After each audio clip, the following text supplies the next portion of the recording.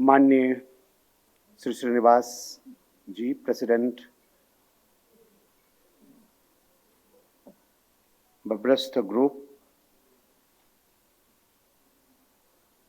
औडुंबर धनबत साहब vice president, Hemant Kulkarni साहब vice president, Rajesh वार्लेकर साहब, इथे नवभारत आणि नवराष्ट्रचे उपस्थित सर्व पदाधिकारी वृंद आणि सर्व सत्कार मूर्ती जे 4th edition of Navrashtra women's achievers award मध्ये ज्यांना पुरस्कार मिळालेले आहे ते सर्व,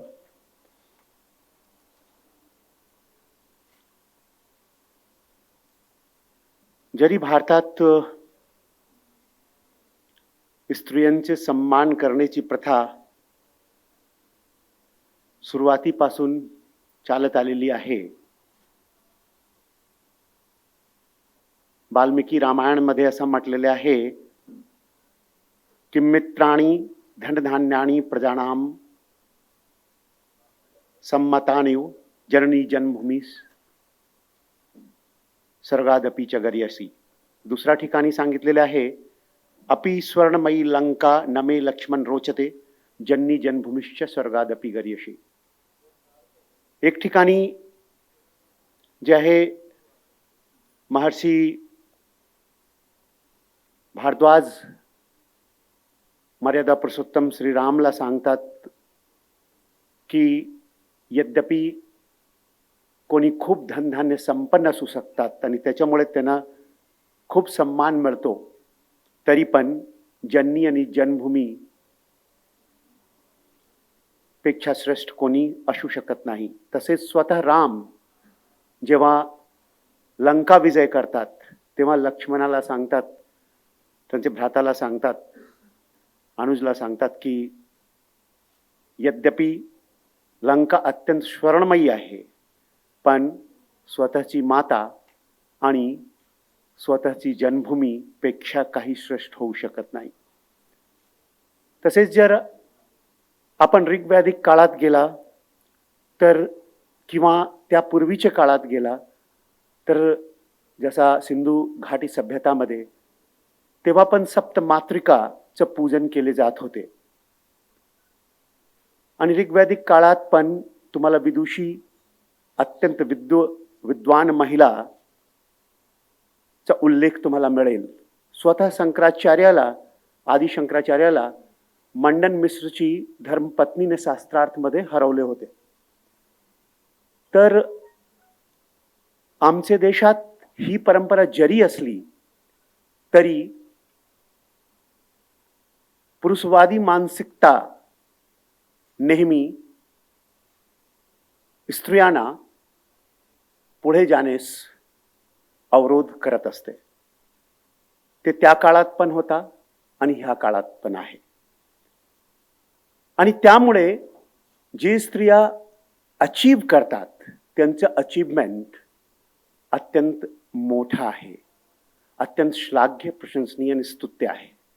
कारण त्यांना अनेक विरोधाभासा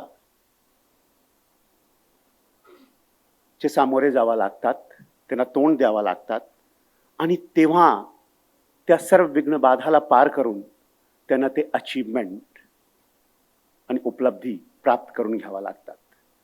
ते सोपं नसते. आम्हाला जेव्हा विरोध मिळतो, जेव्हा आम्हाला अडचणी निर्माण होते तेव्हा आम्ही पण खचून जातो. आणि ज्या स्त्रियांना दुय्यम दर्जा दिले जाते, जरी काही घरात दुय्यम दर्जा दिले जात नसेल, जरी आपल्या संस्कृतीमध्ये असं आहे की सर्व गोष्टींचं इन्चार्ज स्त्रिया होती, म्हणा दुर्गा शक्तीची, चामुंडा डिफेन्सची, लक्ष्मी धनची, फायनान्सची, किंवा सरस्वती विद्येची, तरी पण किंवा धरित्री जे आहे ॲग्रिकल्चरची, तरी पण सवितुर मतलब सूर्य जे आहे ते ऊर्जेची, एनर्जीची, तरी पण त्यांना ते स्थान फक्त सांकेतात्मकरित्या मिळत होते, प्रतिकात्मकरित्या मिळत होते. खऱ्या अर्थाने त्यांना तसा स्थान मिळालेला नाही. आणि या सर्व परिस्थितीला मात करून औद्योगिक क्षेत्रात, कला क्षेत्रात, सिने क्षेत्रात, अध्यापन क्षेत्रात, लायब्ररी क्षेत्रात, प्रत्येक क्षेत्रात जे नेत्रदीपक कामगिरी या सर्व सत्कार मूर्तीने केलेली आहे, एकदा पुनश्च आपण सर्वांचा मनापासून मी अभिनंदन करतो.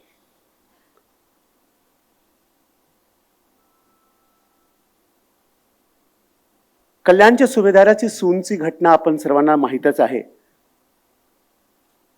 जे बहुचर्चित शब्द आहे छत्रपती शिवाजी महाराजांचं,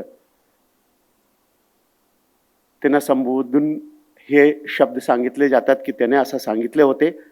खरोखर त्याने तसा मंतव्य त्यांचा होताच बोलण्याचा, अशीच आमची आई असती सुंदर रूपवती, आम्ही सुंदर झालो असतो बदले छत्रपती.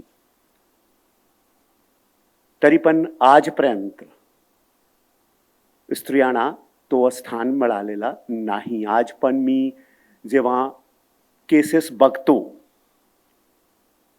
हुंडाबळीचे केसेस बघतो, घरेलू अत्याचाराचे केसेस बघतो, तेव्हा मला स्पष्ट जाणवतं की स्त्रियांचे प्रति अहंकारवादी पुरुषवादी मानसिकता नेहमी त्यांचे विरुद्ध काम करत असते. आणि त्यामुळे ते कधी त्या विळख्यातून बाहेर पडू शकत नाही. जोपर्यंत एक शायरचे शब्दाने जर सांगायचे असले तर असं सांगू शकतो कि मन परिवर्तन हुआ नहीं तो कानून बदल कर क्या होगा, तदबीर बदल जो सके नहीं तकदीर बदल कर क्या होगा. माने आपण कायदे खूप केलेले आहे, पण न दीर कटता है, न ससुर फटता है, न सासू टूटती है, न ननदी को कुछ होता है, लेकिन बहू का ही स्टोव फटता है, बहू का ही सिलेंडर फटता है. ऐसा क्यों होता है? ऐसा इसलिए होता है कि स्त्रियां भी पुरुषवादी मानसिकता से ग्रस्त हो जाती हैं.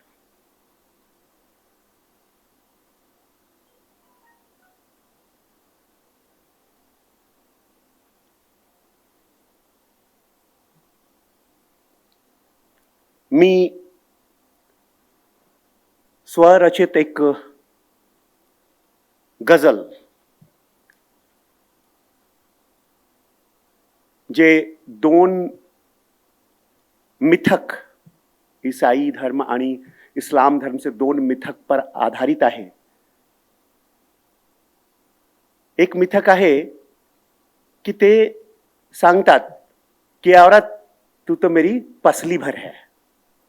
बायकोला सांगतात तू तो एक पसली भर ऐसे टूट जाएगी, ऐसे छूट जाएगी, ऐसे कुछ फर्क नहीं पड़ता तेरे से. दूसरा ये कहते तुझे तो हमारे लिए बनाया गया है. पहले आदम को बनाया गया, फिर हव्वा को बनाया गया, आदम को बनाया गया, फिर ईव को बनाया गया. पण तसा त्या धर्मग्रंथात नाही आहे, किंवा तसा तस्किरा, तसा जिक्र तिथे नहीं आहे. तिथे ऐसा है कि औरत तुम्हारी पसली की तरह है. ये पति पत्नी रिलेशन में बताया गया है कि औरत तुम्हारी पसली की तरह है, अगर उसे ज्यादा खींचोगे तो ये संबंध टूट जाएंगे. और दूसरी जगह ऐसा बताया गया है कि एक ही नूर से, एक ही चीज से दोनों को बनाया गया है. काही उर्दूचे लफ्ज आहे, शब्द आहे, त्याचे मीनिंग थोडा पूर्वी सांगून देतो ज्यामुळे तुम्हाला ते समझनेमध्ये सोपा जाईल. पैमाइश मतलब मेजरमेंट होता है.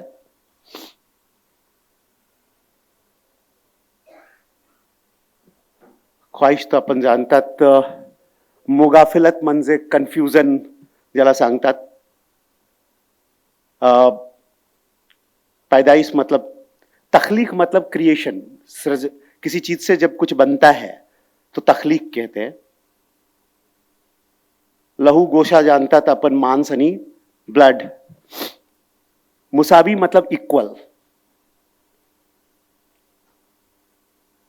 पाकीज़गी मतलब आप जानते हो पवित्र. पामाल मतलब किसी चीज को कुचलना, बेइज्जत करना. हा शारदीय नवरात्र मी करतो, त्यामुळे त्या काळात मी लिहिलेले होते. त्या काळात काही घटना घडली होती आणि देशात ते गाजत होता आणि त्या काळात मी लिहिलेले होते ही गझल. मी गझल के अंदाज ने गाणार नहीं. खबरदार आदमी, ए आदमी, ए आदमी, वो फकत तेरी पसली से गई बनाई नहीं. ए आदमी, वो फकत तेरी पसली से गई बनाई नहीं. वो तेरे रीढ़ की हड्डी है, उससे बड़ा होने की तेरी कोई पैमाइश नहीं. ए आदमी, वो फकत तेरी पसली से गई बनाई नहीं. वो तेरे रीढ़ की हड्डी है, उससे बड़ा होने की तेरी कोई पैमाइश नहीं. उसके कोख में रहने का हक अब कहां से लाओगे जनाब. उसके कोख में रहने का हक अब कहां से लाओगे जनाब, जब उसके कोख को ही अब तेरी कोई ख्वाहिश नहीं. अभी भी वक्त है, अभी भी वक्त है, अपनी मुगाफिलत से बाहर निकल. अभी भी वक्त है, अपनी मुगाफिलत से बाहर निकल. दोनों उसी रूह के तख्लीक हैं. Both are the creation of the same रूह, सेम सोल. अभी भी वक्त है, अपनी मुगाफिलत से बाहर निकल. दोनों उसी रूह के तख्लीक हैं. औरत कोई आदमी की पैदाइश नहीं. ये क्या हाल बनाया उसका तूने, ये क्या हाल बनाया उसका तूने, जिसका तू लहू है गोशा है. ये क्या हाल बनाया उसका तूने, जिसका तू लहू है गोशा है. इंसानी कौम का मुसावी हिस्सा वो, तेरा कोई शौक या तेरी कोई नुमाइश नहीं. She is equal partner as a mankind. She is not your showpiece. ये क्या हाल बनाया उसका तूने, जिसका तू लहू है गोशा है. इंसानी कौम का मुसावी हिस्सा वो, तेरा कोई शौक या तेरी कोई नुमाइश नहीं. जिसके दूध से तू सींचा गया, जिसके गोद में तू बैठा था. जिसके दूध से तू सींचा गया, जिसके गोद में तू बैठा था. उसी के आबरू से खेलने में तेरे ताकत की कोई आजमाइश नहीं. उसी के आबरू से खेलने में तेरे ताकत की कोई आजमाइश नहीं. तुमने उसे चाहा नहीं शिद्दत से. औरत मां है, बहन है, मित्र है, सखी है, पत्नी है, प्रेमिका है, बेटी है, सहकर्मी है. तूने उसे चाहा नहीं शिद्दत से. न आरजू की झुक के कदमों में वो हर ख्वाब करेगी तामीर, लेकिन तेरी कोई बेजा फरमाइश नहीं. वो हर ख्वाब तामीर करेगी, लेकिन तेरी कोई बेजा फरमाइश नहीं. दागदार हो गए उजाले हैं, दागदार हो गए उजाले हैं. हवस से पामाल हो गई पाकीज़गी. अंधों की बस्ती में आंख वालों को रहने की कोई गुंजाइश नहीं. अंधों की बस्ती में आंख वालों को रहने की कोई गुंजाइश नहीं.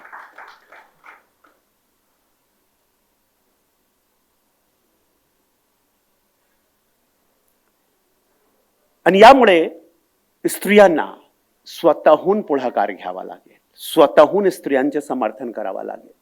मला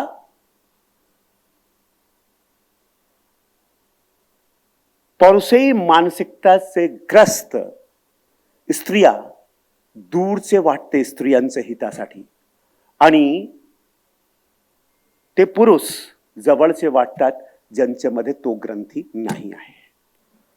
आणि यामुळे फैज अहमद फैजची कविता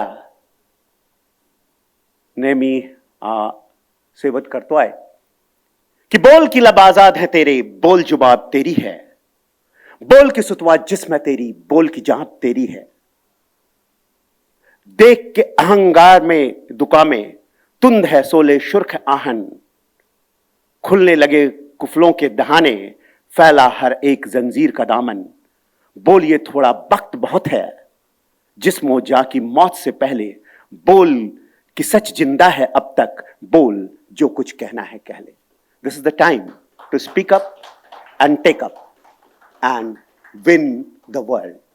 And of course, many ladies has won the ball, overcome all the odds, and you are also going to do the so. And you are the actually the role models whom others should emulate. तर मी नेहमी हेच सांगतो की we who are the sensible people over here, we know that we are the equal partners. Thank you. Jai Hind.